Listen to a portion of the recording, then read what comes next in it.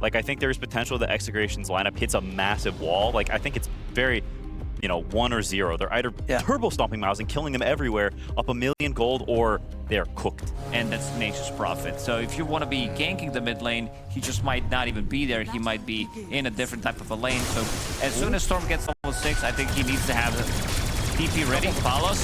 Trouble for Palos already. Easy Grimoire stack.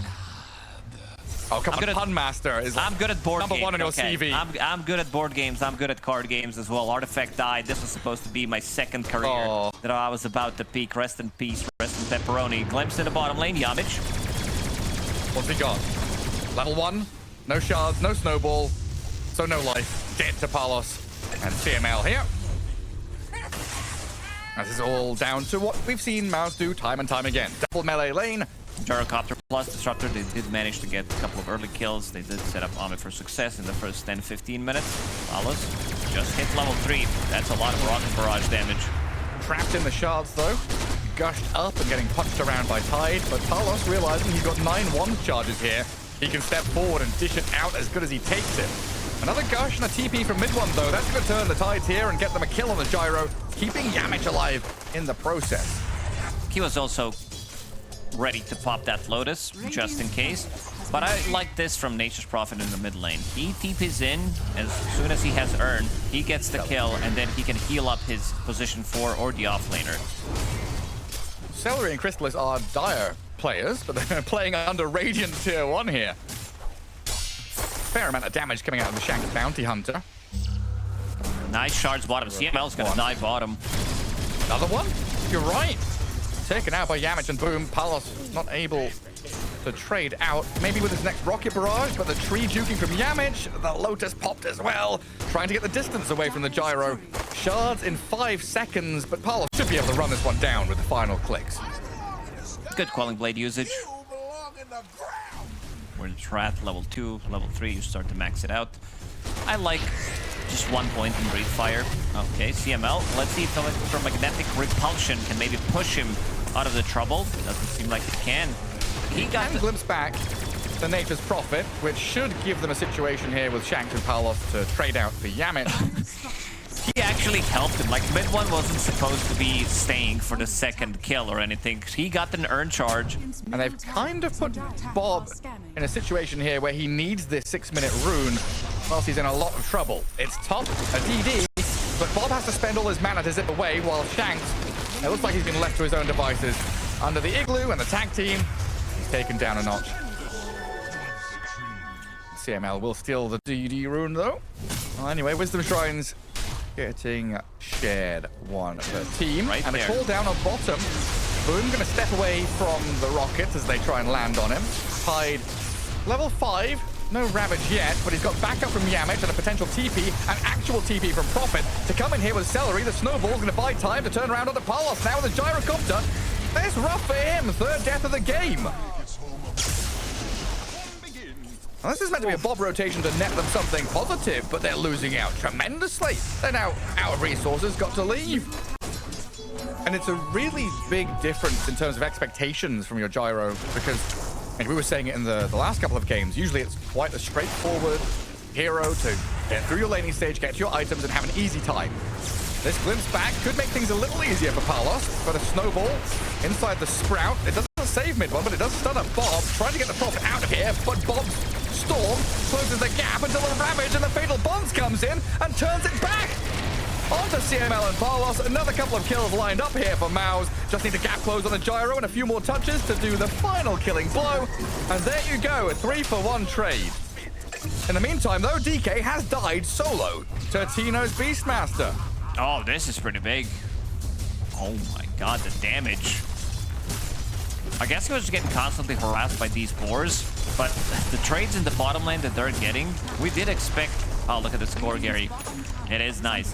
I was thinking that maybe they're going to be able to get something else done.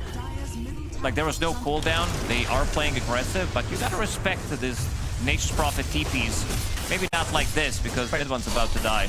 Maybe mid one has to respect them instead. Right into the middle of them all. Take a tier 1 tower in the mid lane, because Nature's Prophet, he is rotating to the other side. He's been in the bottom lane, which also allows enemy mid laner. Look top, look Palos bot, look at again. Gyro, look at the Beastmaster, look over here. It's an Old Spice commercial. I don't know where I'm meant to be looking. He needs another like 2-3 minutes to be able to get Helm. And then I want to see them group up and try to put more pressure. Bounty Hunter's still not level 6, but they might be able to get the kill here on Yamich. Yeah, no tracks just yet, but a kill's a kill, as you've been saying. Fatal bonds across 4 enemy heroes, though. Mid one's getting pummeled, and there's no further backup. Like a +1 hero there could have turned this fight around, but instead it's Celery. Now getting tracked up and finished off by the Shuriken. A courier will fall in the midst of battle, and Boom was thinking about the Ravage, fake pumps it, and forces a glimpse, while Bob will zip a little further away. These are the type of kills that they do need. Like, Dragonite is not going to be ready to join in some of these engagements. He wants to have like 2.5 items. Boom is chasing. No Soul Ring available yet. Mid one trying to put slightly more pressure in this bottom lane, but they are eyeing up on Crystallis. A zip in. Bob, Shanks, and CML dumping all their spells onto the Crystallis Dragon Knight and finishing him off, but there's MOUZ with an answer, responding with a kill on Shanks. The TP from Profit holds them back. Oh, we're going really back in time. Fake Squadron. This is the name that I haven't heard in like 10 years. Talking about aggression and the way they're playing. It's non-stop. Run forward, get vision, find openings. MOUZ are trying to do the same thing, and they've got a nice kill on Palos there. The DK opening it up for mid one to follow through. The one thing I remember about the Vegas Squadron is like Shanks is gonna be dying here unless he's getting the help. Rock's dropped on him. Static Storm there, maybe to try and delay things with a Roar. Ravage to counteract. The glimpse back, though, gives Execration a spot where they can turn onto mid one now. Mid one's going to try and deal with this Dragon and the Beastmaster. Crystallis. The DK closing the gap. The Sprout will block Tino out, so in comes the Dragon Tail stun. And you see him, mid one takes a lot of damage through the Dragon and the Beastmaster, but he is going to be okay with the rest of his team arriving. Even though he does have buyback, he doesn't have TP, so he's not going to be buying back into this fight. Tidehunter, he can be tried to kill from 100 to 0 with the Static Storm. Let's see who they're going to find. BKB's up for Bob, gets away from the Dragon Tail, moves onto the Warlock. Celery drops the rock on them, though, able to cast his spells before falling himself. Dragon Knight and Tide standing tall, blinking forward, getting another catch as the Beastmaster and Storm with the gyro, eviscerated by MOUZ. What a misstep by Execration. It's one of those moves, like, you can kind of see the idea, right? And go in blindly, try and find one of the supports, the Warlock in particular. Mid one. He's TP'd in onto this Gyrocopter with a Ravage behind him. He's got plenty of support. Turning on Tino now as well. The bonds over him and his creeps. The Roar will hold mid one back for a few seconds, but it's just going to slay you regardless. And just like that. Bounty Hunter is in behind Boom, and they're going to 4-man smoke here to get on top of him with a Static Storm and a call down. Pipe popped, Essence Ring used, Snowball saves, and Execration going to get turned on quickly. Mid one with the help of the Ravage.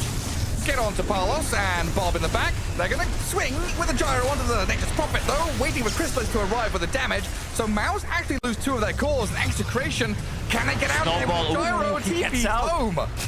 Just about escapes. But in this one, he doesn't have to because Yamich has a blink and he has BKB getting delivered to him. So he can save him during the static storm. He can actually blink in with a BKB and put him in a snowball. On to Davian.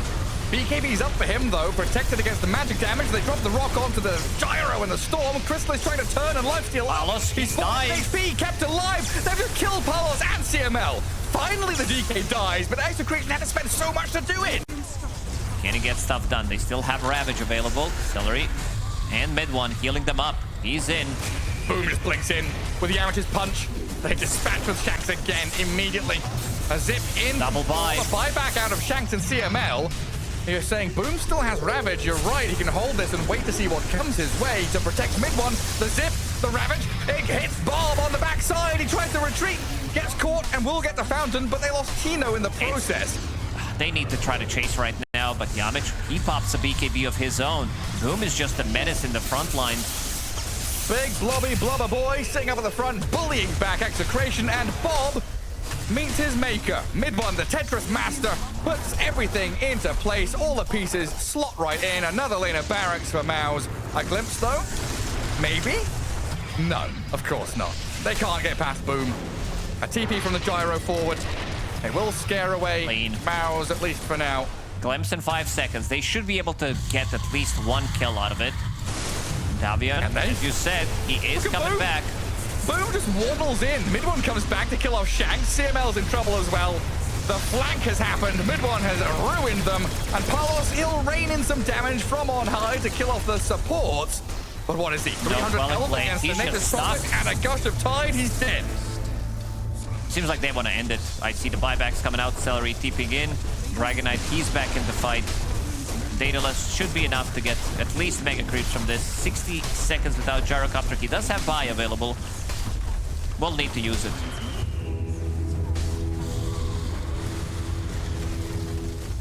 They're waiting for Storm to get out, maybe get a pull, and then Gyro will buy back.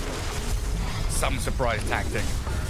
Some way, somehow, Patino has walked into the Chrysalis DK with BKB up. Beastmaster down. They've got a Vortex on to the Nature's Prophet. Bob is going for it. Mid one falls, but Palos has been focused down. The dieback of the Gyro, the buyback from mid one comes in, and GG called as MOUZ take down Execration. In a pretty convincing fashion. This is... He just couldn't stop dying, right? His laning phase, he was getting focused. There was some top tier 2 moment where the Beastmaster and the lads are behind him. He gets jumped first. And, you know, Execration, they have the aggression built into their lineup.